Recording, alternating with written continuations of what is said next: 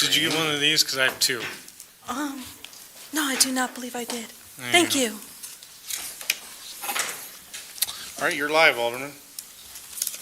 All right, call this meeting to order at 7:46. Roll call. Alderwoman Platt-Miller. Present. Alderman Hoeflich. Here. Alderwoman Lancaster. Here. And Alderman Perkins, present. Line item 3, we can strike. There's no one. Everyone's here. Line item number 4, any public comments that are not on the agenda?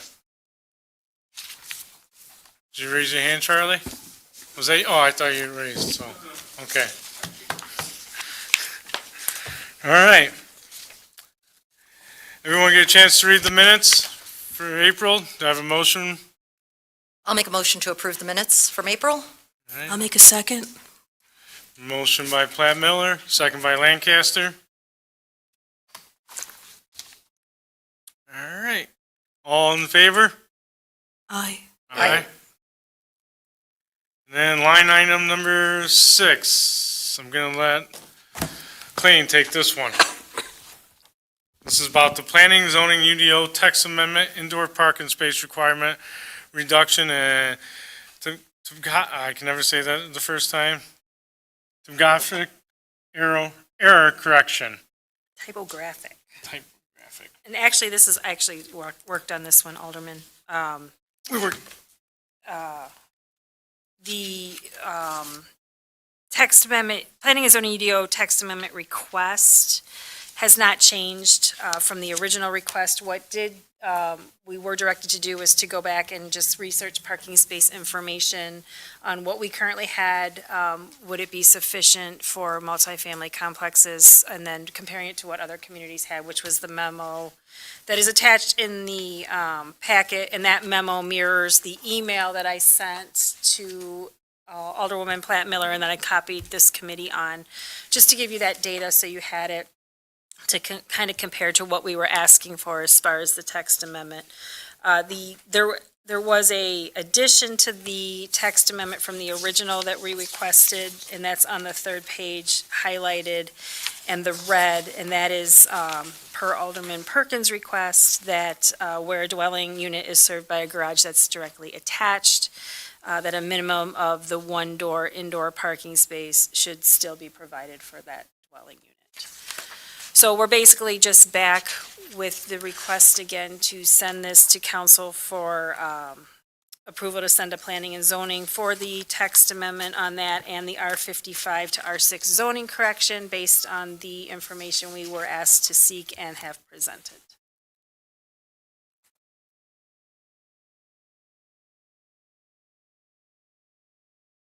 Anyone have any more questions?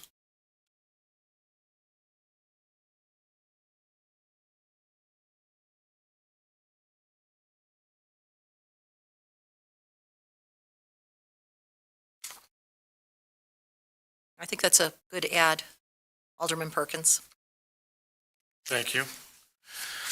And just for anyone that's watching, this does not reduce the parking that's required for apartments, just for the garage part.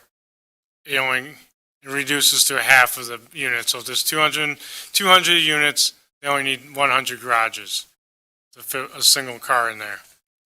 And those are like detached garages, not parking garage. So there'll still be the other requirements that's stated in the UDO.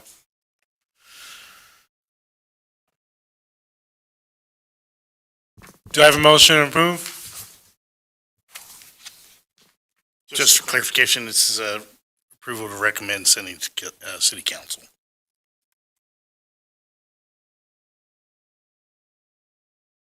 I'll make a motion that we send planning's and zoning's recommendation to for the reduced indoor parking UDO space requirements and correct typographical errors in the ordinance to City Council. I'll second. All right, we got a motion by Platt-Miller, second by Lancaster. Alderwoman Platt-Miller, Yes. Alderman Hoeflich, No. and Alderwoman Lancaster. Yes. Alderman Perkins, no. We got a tie? So if you have a tie, you do not pass it, so it does not go to city council. All right. All right, line item number 7, discussion action on corner fences. This is definitely a clean thing. Yeah, after doing some research in the surrounding communities, and looking back at our fence ordinance, one of the things that was brought up, from, Alderman Hoeflich was, avoiding the variance process of as far as corner fences. As we know in our ordinance, corner fences, both sides of the dwelling unit, both sides of the house would be considered front yard. And looking at the surrounding communities, they're kind of all over the place, but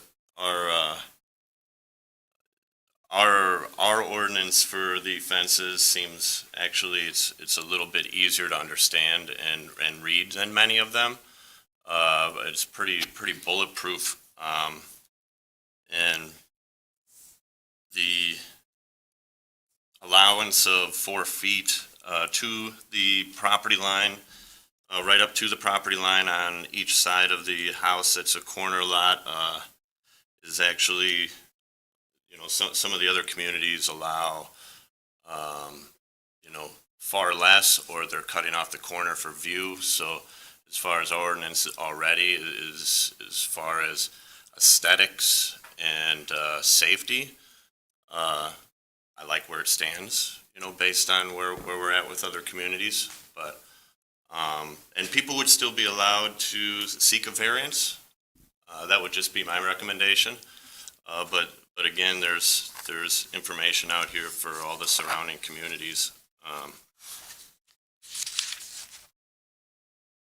And again, there's a vision triangle. Some of them don't allow, they're 5 feet or so off the property line as well. So you're losing even more of your yard, in other communities than what we have currently. So being up to the property line with, a 4-foot open fence surrounding your whole property is, you're able to utilize your whole yard as we stand right now. But if you have a German Shepherd? You want to keep You them- could always seek a variance, and given those situations, that might be something that, additional people would take into consideration in front of council. And, certainly if I had a German Shepherd, I'd probably want it in a higher fence than 4 feet. Exactly. Yeah.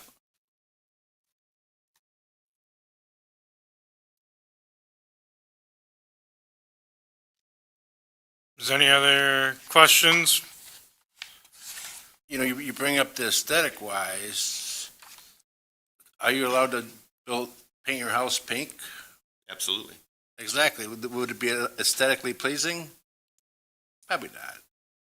So why can't we do what we decide what we wanted? Why can't we lead and not follow everybody else?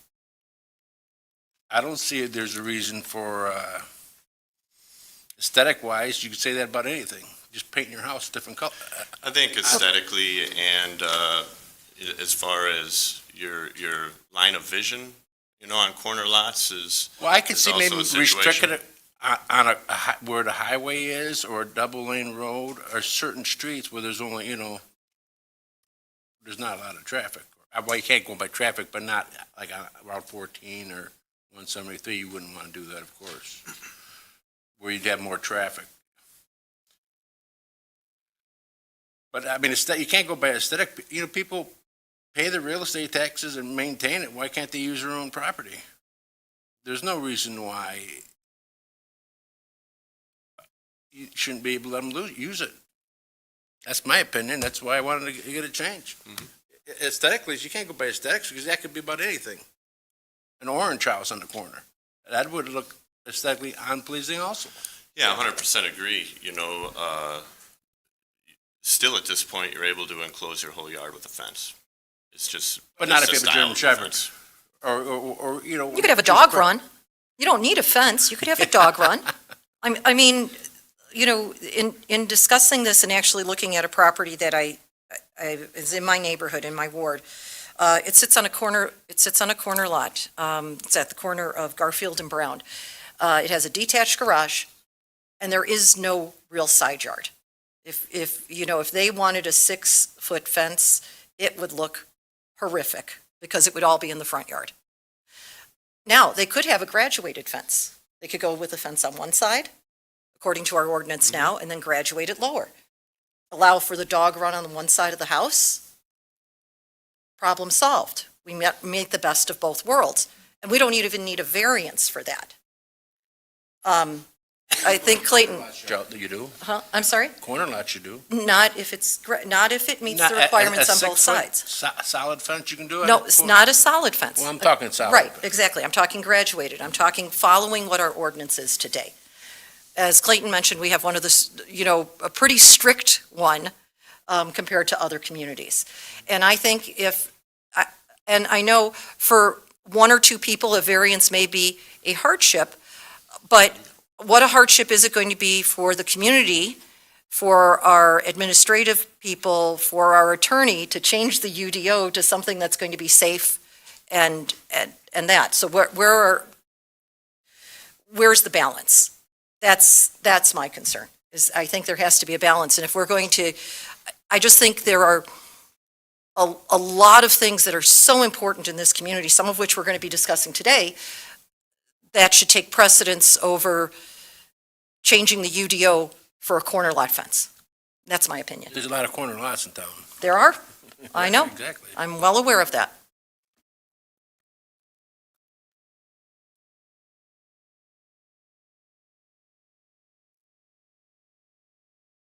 Lori, you have anything else to add?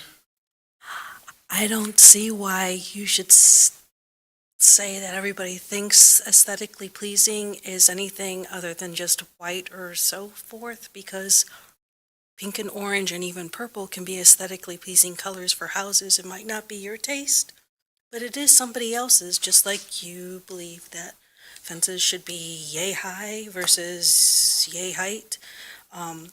Frankly, I don't think we should have a really high fence in a corner unless it's been looked at by other people to be measured as safe, because you don't want somebody pulling out and getting T-boned by another vehicle because somebody had to have a really tall fence in their corner lot.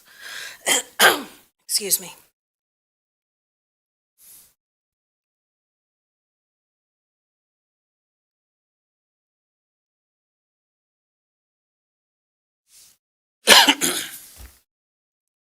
Mike, I kind of understand a little bit from where you're going, what you explained last meeting. And honestly, if I knew the way you're explaining it last meeting and the mayor helped you with it, when you brought it back last fall to the city council, I would have voted yes on that one for your variation on that. Because what it wasn't going to obstruct views in the back. But I don't think there's enough that are going to vote this one in to change it where it's going to be up to Clayton to figure out what the variations are. And it doesn't seem like those will be a vote. It's going to be a 2-2 tie even if I go with you. So it dies at the committee again. No, I don't dispute having your yard and having a 6-foot fence is very nice. I mean, you went across and got a variance. I believe Luis did years ago. And it's very nice. You have dogs, you have animals. It is. And we're not, as the ordinance sits right now, you can seek a variance and allow that, based on, everybody's opinions. If they feel like it's a good idea, if it doesn't cause any issues with sight or passing bicycles or cars or seeing kids, all of those go into factor. So, there's always that possibility of seeking a variance, and being able to do that. But, also right now, as the ordinance sits, you are able to fence in your whole yard. You are, but not with a 6-foot fence. And you would still, you could still manage that. You would just have to, again, seek the approval of, more than one mind.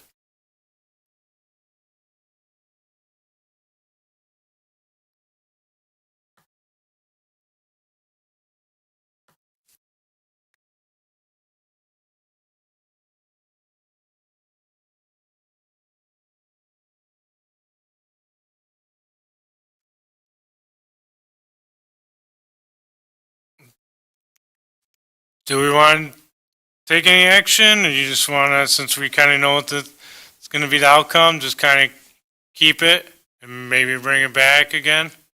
That's fine. It seemed like we got 3 no's here already, so what's the point? Like I told you, I'm just trying to help the taxpayers utilize their own property, that they're paying taxes and having to maintain it, that's all. I get the side part from the lot line to the, what is it, the house line? What's the correct term? To the backyard of the house?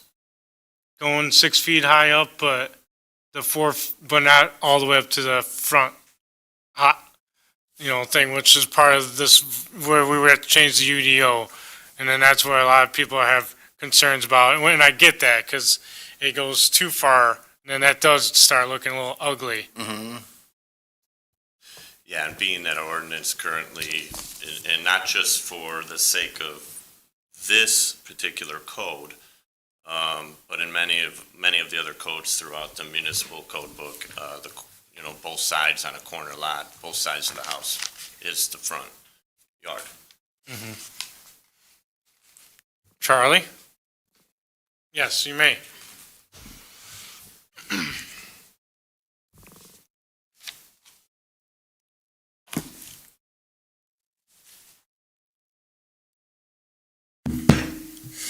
Charlie Gorman, 305 North Jefferson Street. I went to sales school. And they said, once something's sold, sit down. Anything you say after that, you're going to end up buying it back. So, but I just want to bring up some things about specs. I did a lot of research on this as well, and I've already had all this stuff on all the other towns and so on, and they are all over the map, little changes and so on in every city. But something that I saw in Maringo's stood out, and it shows you how complicated this can get if you do it. First of all, the front yard and the side yard, we're saying, are for the purpose of fences, are the same thing. Okay, but they can't be, because if you have like a long-nosed garage, for example, sticking out, your front yard starts at the beginning of that garage.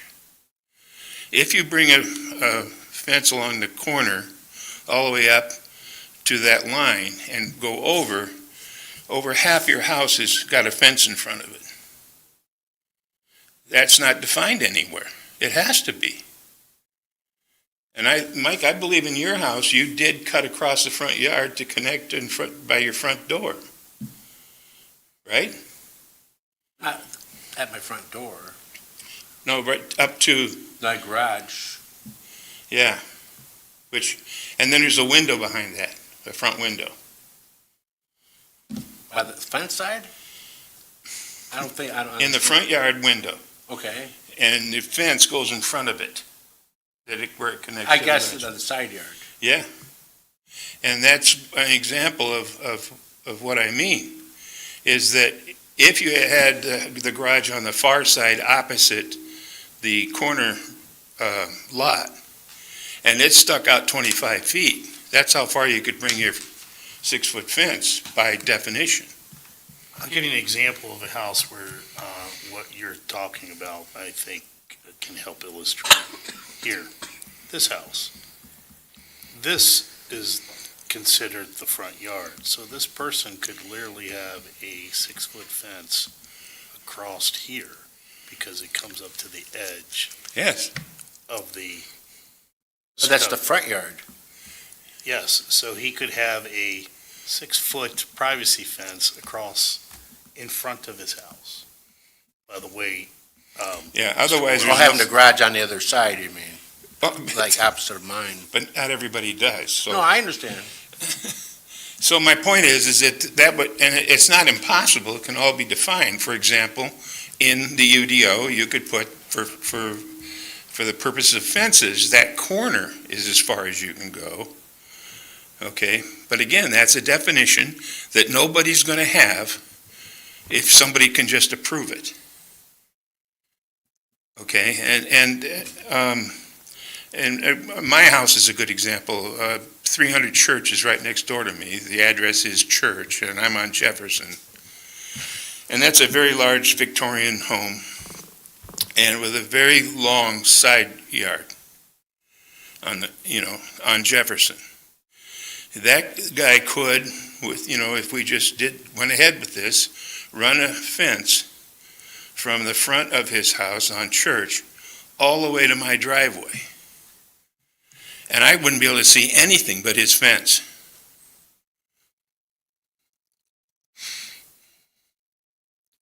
There you. Oh, you're one more close. block over here we go. This one. No, Jefferson. Yeah, Jefferson.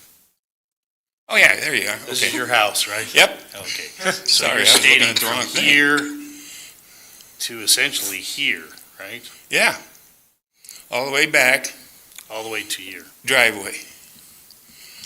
And then because that's a side yard, he could continue that fence all the way back to the lot line. Along this way, Yeah, yes. and he would. No, No, this is his backyard. It's on the corner lot though. but that's a back. This is his backyard. So he's stating he could run a fence from here to here. Well, then a 6-foot fence would be past the front edge of the house. The front entrance of the house is here. But on the corner lot would be the other edge as well. is also considered. Yeah, So he would not be able to. that is correct. And this part of the side is part of the front on the corner. So he would not be able to. You'd basically go to the shadow line of your driveway. Right there. Yeah, essentially right here. Now, okay, so that means, but how can he have a fence along the sidewalk then? You'd only be able to have a 4-foot open fence. No, but that's not what he's going to ask for. He says, I have a side yard and I want a 6-foot fence. And that's where the variance comes in. Well, I'm just He could saying, put it on this side, he could put a 6 foot here, right? up to the front of the Up house. to here, right? Yeah. And go across this way. But my point is that there's a lot of little complexities in there. What I would recommend is I see if your point on you that. really want to do this, you would want to put in a sizable setback for the fence, where the driveway wouldn't matter as much and so on, and, you would be able to sneak out before you hit the street or before you hit the sidewalk and be able to see in both directions. That would eliminate some problems. And it would remove some of the tunneling effect that you have from when you have these 6-foot fences along the fence. So, but anyway, that's kind of my concern on this, is that obviously I prefer the solution of just leaving the thing alone. But And there was one more thing I wanted to, get. Let me see here. Yeah, street facing. The thing of it is that any block, in my opinion, any block that has, and it's Maringo who has the rule, that has a house facing the side street on that same block. Now, in the new neighborhoods, that's not the way it is. All the houses are facing one street, and the backyards are about against each other, and there's no houses along. Okay, that's kind of what, if you're going to have a side fence, that's what they want to do. But if you have if there's a house going the other way, you run into my situation where all you can see is fence. And I think that if you might have a driveway there like I do, where if it was right up against the sidewalk, no one would be able to see, you couldn't see anybody, a pedestrian, if you came out. So in Maringo's case, if you have that situation where your neighbor's driveway and front yard is on the other side, you can't have a fence. But all day over what the expenses would be for this, at least in a residential situation, and that money would be used for something else. That's a tax. So I have no problem with inspections or making sure things are up to code or whatever, on a yearly basis or whatever. But I think that, and matter of fact, I back that. I think that's a great idea, because I know there's people who don't take care of their vacant properties as well as I do. But I have a vacant house. It's vacant on purpose. I want it to be vacant. That's the only reason it's vacant. And it seems to me like I would have to, next year or after a year after this thing, I have to give the city $1,000 on top of my taxes. So that's got to change. What I would recommend is that it be whatever the cost. The fee should be whatever the cost of the inspection is. And that can vary by the type of building it is and how much is involved. Because obviously on a residential unit, it's going to be a hell of a lot less than a 3-story building. So that's my only real recommendation. But I also think you might want to really look at the time frames on what constitutes a vacant house. VRBOs, are they all vacant when they're not rented? I can tell you a lot about those. What about multifamily units where one unit is rented but the rest aren't? Where's the line drawn on being vacant or not being vacant?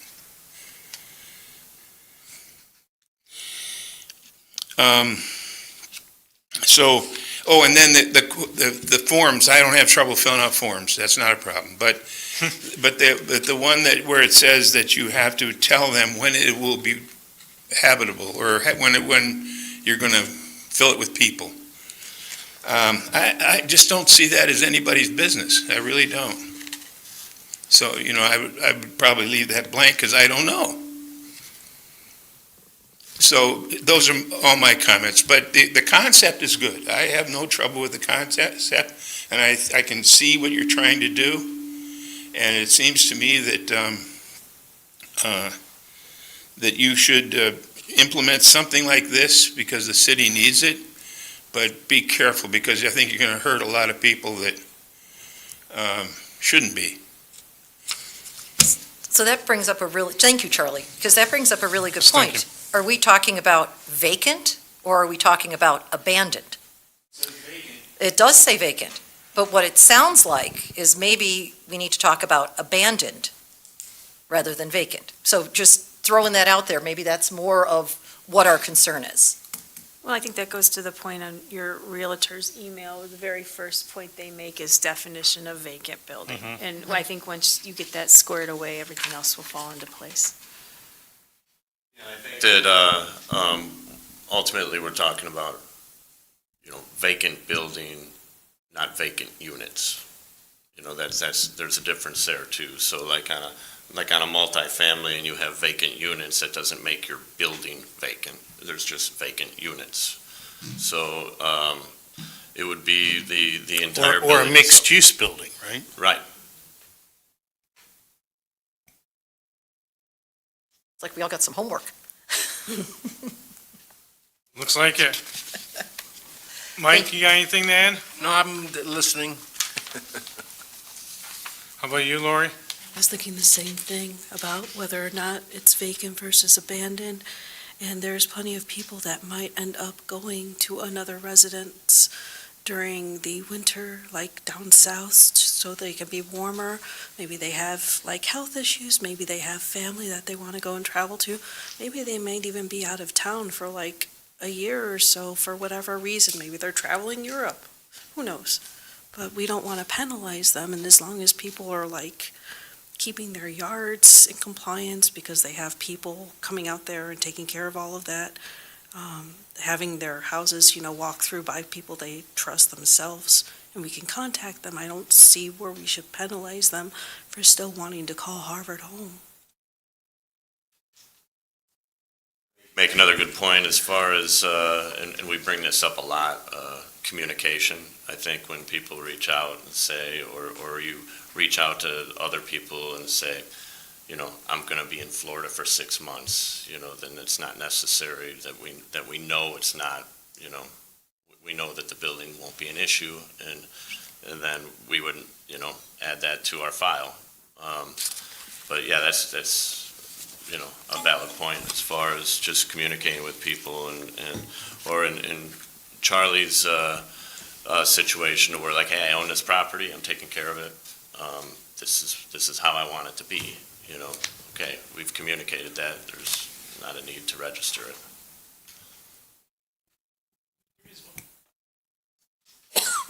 One more quick thing here, I forgot to mention, and that is, has anybody ever tried to get insurance for a vacant building? That is brought up on here, yeah, it's pretty hard. It is hard, it's really hard, and matter of fact, there's Farmers, is the only insurance company I could find in northern Illinois that does it. Nobody wants to touch that stuff, no matter what your record is with insurance companies, doesn't matter. I know it's And going it's, to and it's eventually be paid expensive. off. It's also higher than regular home insurance.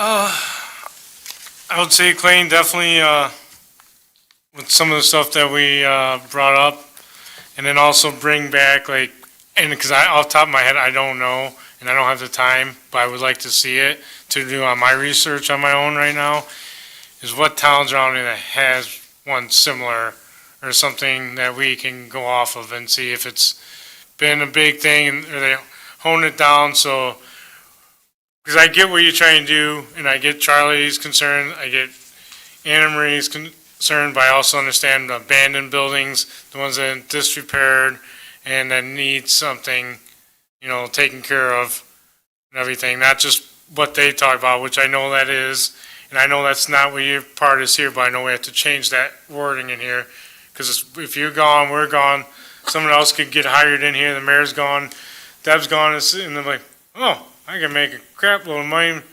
every, 5,000 houses and whatever buildings, you gotta pay me $250 a year. Oh, now it's 1,000 just to, register. And then they're not even vacant, but just in case they become vacant. So I get that.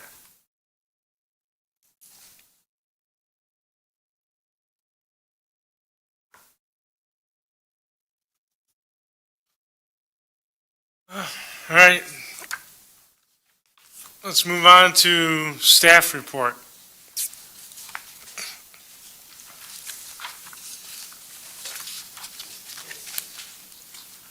Report is submitted. All right. I have a couple of things from the staff report. Did they start this week with the fire suppression sprinkler system? They haven't. I reached out to the contractor that I have information from. Currently, he thought his staff would be on the job this week. He's on vacation. He hasn't reached back out to me yet today, but they were also going against another contractor as far as, so they were both waiting for signed contracts. He was hoping it would be as early as Monday, and so did the Bejot. But Does this already go through plan review then?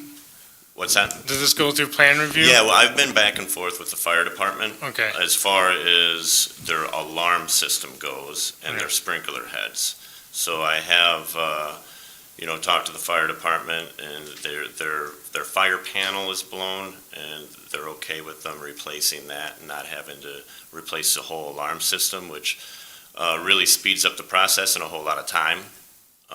now, and I'm assuming they're okay with that, and it's not gonna end up being something like what my next question is about the Motorola building, where it's still out of date just because they have a new panel, but not the all electronic and wiring to all the stuff, because it's sat what? How long not being used? The sprinkler system for a while, but how about the fire alarm panel? How long did that sit? Was that as long? Yeah, probably just as long. Okay. Yeah. So, It hasn't been inspected in quite some time. So, okay, my other question is, sorry, when this gets done, hopefully in the next couple of weeks, and they get occupancy back, and because this is one thing, because we don't have an IGA yet with the fire department, who is responsible for yearly to make sure that they do this yearly? so we're gonna, now that we're aware of the situations, we're gonna be, popping in every once in a while just to make sure that they're kind of in line with what they need to do. So have you done that, since you heard about Baymont, have you done that with any other commercial building in town that has a fire alarm system? Not other than the Bejot and USMG, no. Okay, I would say go there. It's not that tough. You don't need to know what the system, how it works. They have a third party that does it themselves, which I know you know about Mhm, that. yep. Just educating the other people that might not know. They'll have a thing if it's passed or not, and when it was done. And when they do, they also have a thing that says this is compliant, and if it's non-compliant, there could be small things, which isn't critical, and it will say non-critical. Those things you can work with, and the system's still gonna work, and but eventually needs to get replaced. Critical, that's when you might have to step in and actually say, no, this needs to be done in 30 days, or we are gonna fine you. Yeah, I think the two recent situations has really brought, some light to what's out there. As you know, they're supposed to be calling for annual inspections. Whether or not they actually do that is something that we need to make sure. I don't think they probably are in this town. They've found out that it hasn't been going on. Yep. So that's gonna be a priority of ours, Ann and I will be, stopping in different businesses in town and making sure that they're up to date. Up until, I think, like I said, it really brought attention to the situation. All right, well, I'm glad you guys, And going through there too, I think it really helped educate us as far as what to look for. And walking through with the contractors as well, knowing the situations and what to look for in the sprinkler heads, and the pressure gauges. So we Yeah. kind of have, now there are companies that go in and they call it rag and tag. So we would have to kind of do a little bit of research afterwards, even though they're dated as being inspected, doesn't mean that they were properly inspected.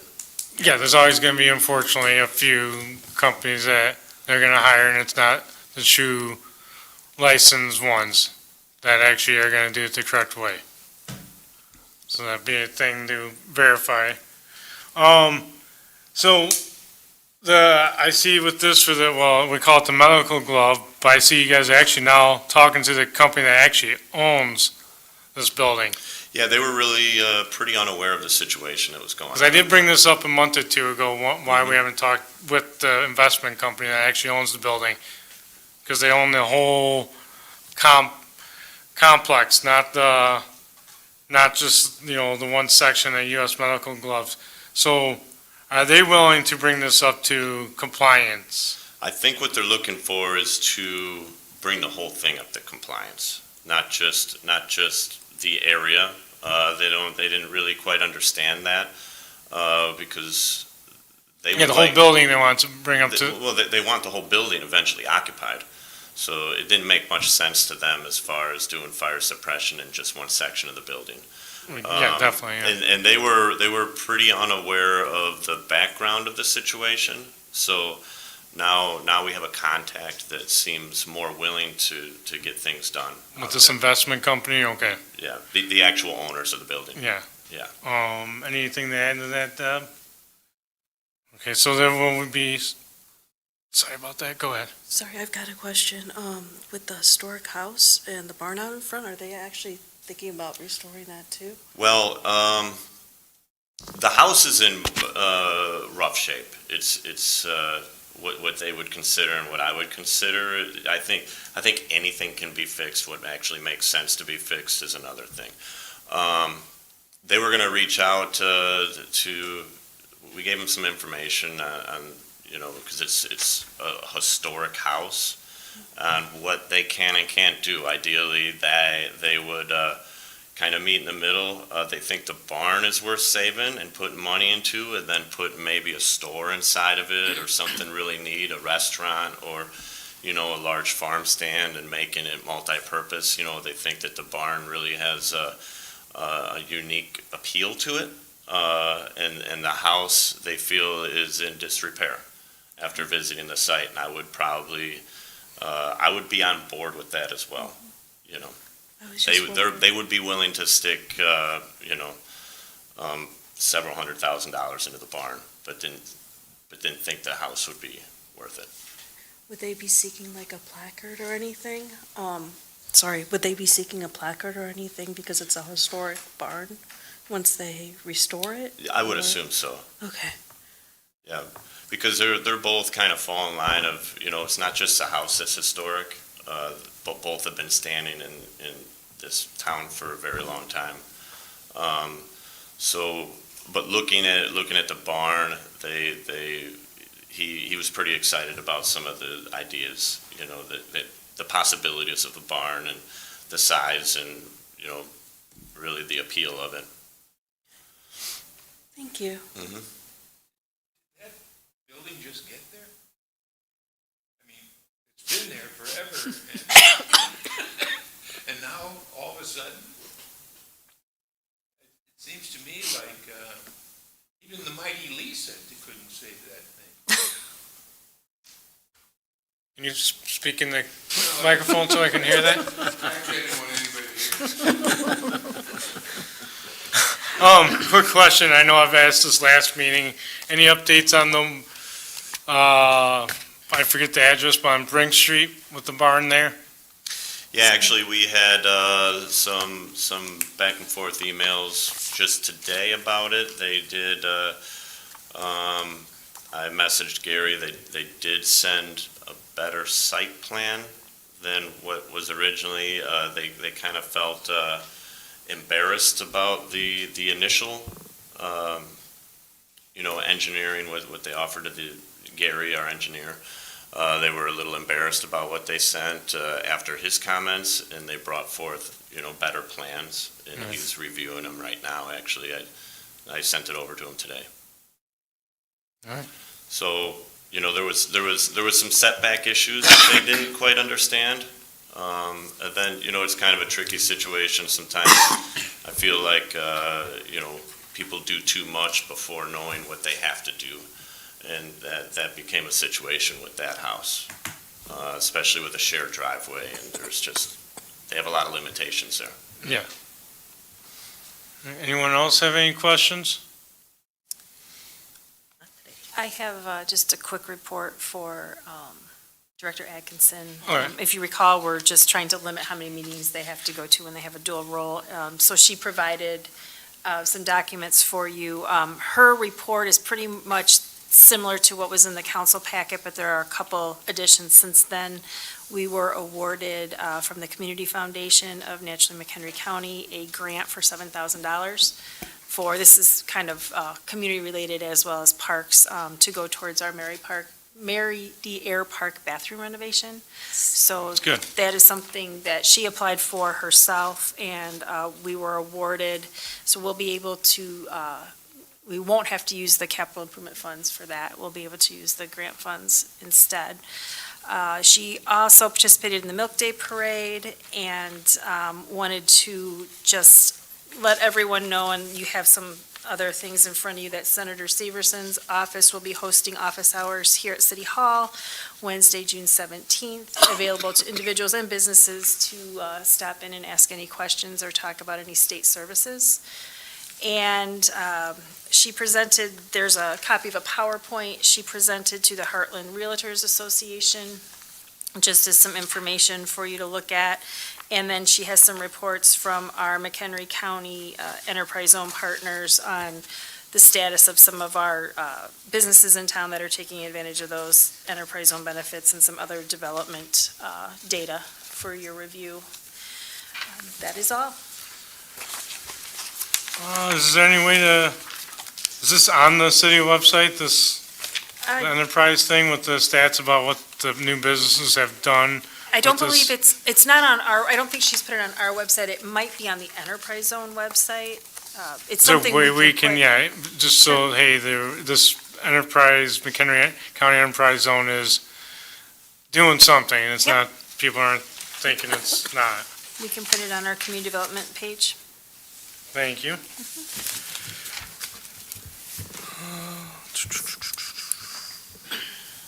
Can I just make one more comment about the Bejot?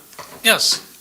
So I think we were talking, I was talking with Alderwoman Platt-Miller, and the situation with the Bejot isn't ideal for any party involved as far as, you know, it's not ideal for them to be closed. It's not ideal for our only hotel to be closed. So ultimately, getting up to safety and health code is the primary focus, and doing it well and getting it up and running. We're willing to work with them as far as shutting down the pool area if the rest of it's open, and then, you know, perhaps that be phase 3. Then phase 4 being, you know, 20 rooms at a time, getting up to other violations as far as replacing mattresses and bedding and some of the appliances within there. So if they can ultimately make the building safe, we can do this in sections, and the city would work with them. Our department would work with them to get them open, because, you know, ideally people need it and people use it, you know, more than you would think. Yeah. Especially, you know, there's a lot of contractors that use it. So it's not ideal. It's not ideal, and we want to get it up, and, you know, but ultimately, safety's important. Yes, and hopefully they know that you guys are gonna work with them, so if they do this part, that they're still gonna have some business, and as long as they keep improving what they've lacked. Yeah, all that, all Maintenance. yeah, all those questions have been brought up, and we've been back and forth with not only the owners, but the contractors as well. So, hey, can we do this? Can we get this section done in a week, and then shut down the pool? If the pipes in the pool are very corroded for the sprinkler system, they may not hold pressure. We don't know that yet, but if they don't, they're going to have to replace them, and probably should anyway. So that's, but closing down the pool area and getting the rest of it up to code is primarily what we're looking at right now. And then the next phase is 20 rooms at a time, replacing what they need to get it up and going. Thank you.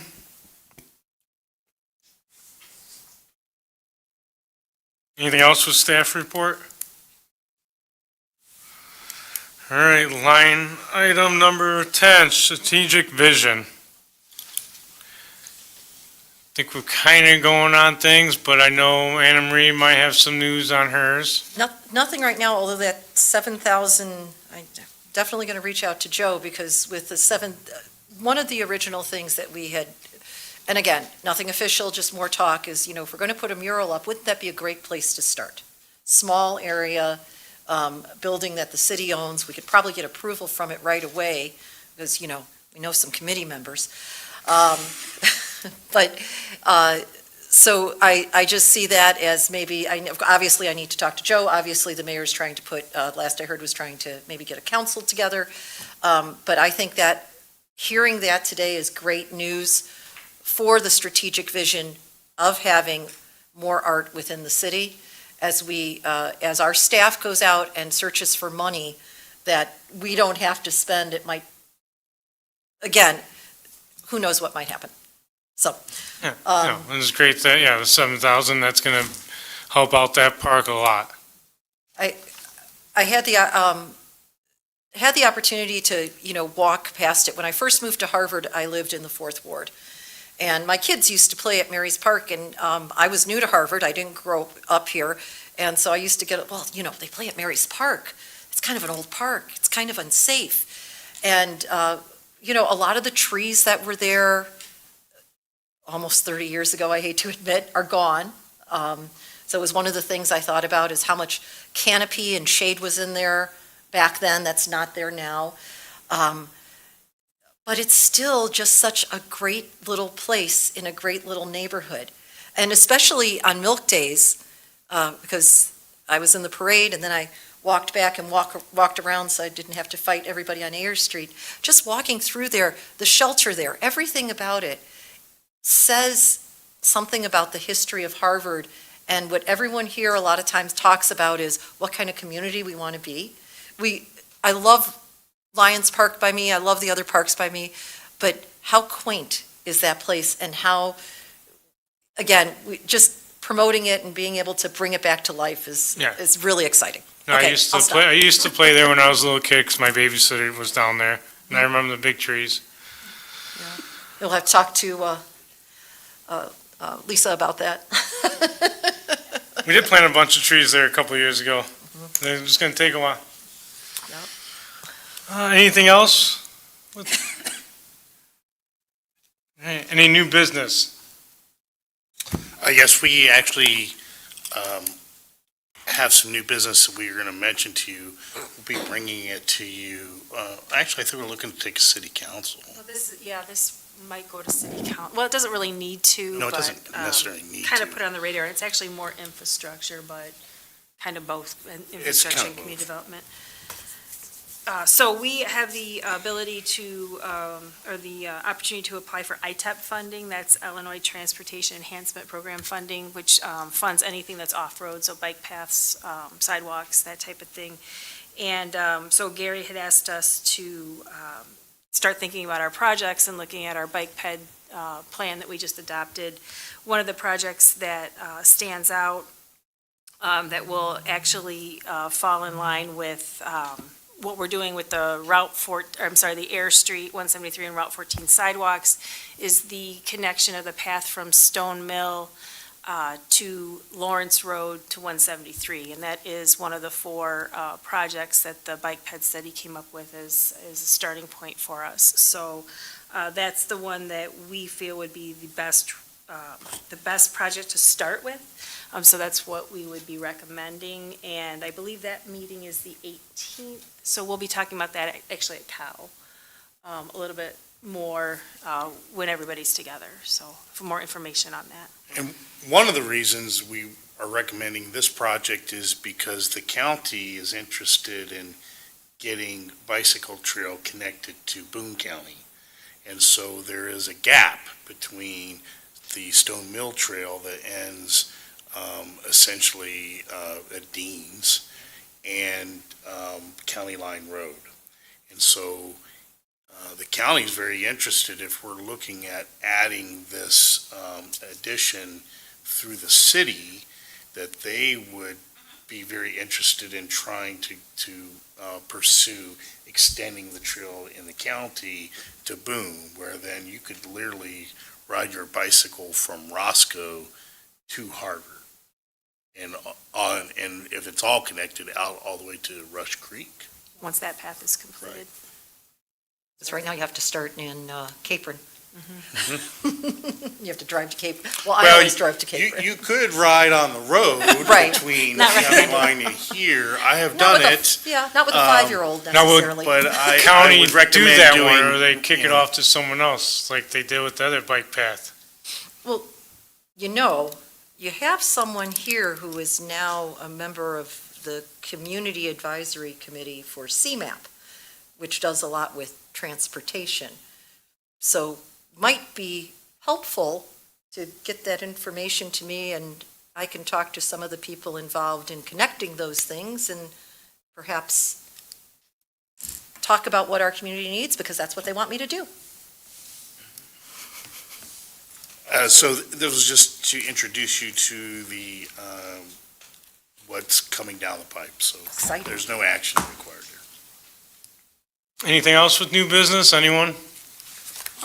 Would housing count under new business? A question concerning that? Go ahead. Okay. I was curious what kind of areas we still have available where a housing project, maybe with, some kind of group, I can't remember the name right now. Habitat for Humanity. Yes, thank you. Sorry, my brain's not working anymore. With Habitat for Humanity would be possible to do, smaller homes and stuff like that, so that way we could maybe encourage younger people to come into the town. So we actually had a meeting with Josh Williams, who's the director of Habitat for Humanity, about 2 months ago now? Roughly. Maybe 6 weeks, maybe? Yeah. And that was a meeting that we actually were connected at a realtors meeting, and they had asked to meet with us, and at that time, we did go through all of the possible parcels in town that might be available to them. So they do have that information and are working on, what they can and can't do with those properties. Along those lines, just to update you, Habitat Humanity over the years has kind of acquired a piece of property, built a house, and gone to another community, acquired a piece of property, built a house. In Harvard, they have built several houses over that time, but I think their thought process in terms of getting volunteer help to build these houses, it's a little difficult when it's always at a different location. And so one of the things that they are considering doing is doing, just as you suggested, basically a subdivision of Habitat for Humanity homes, so that they could have people sign up to help build, but they just go to that subdivision. There'll be a house there somewhere that they could help on. And so in terms of getting constant volunteer help, they think this will be very successful. So they're looking for communities like the city of Harvard where that concept might work out. So, and that's why we sat down with them, discussed all the various parcels throughout the town that we thought they might have an opportunity to acquire and to do this kind of proposal. This is a long-term plan, but they're very, very interested in trying to partner with Harvard on this kind of concept. I do want to mention, just looking over, I was actually impressed with the information that Joe passed on, looking at the median age in Harvard. Was it 34 or 38 on there? Boy, I'm old. I mean, the meetings I go to, I seem the youngest person there, but if that's the median age in Harvard, we got to get these people involved. Thank you, by the way. Of course.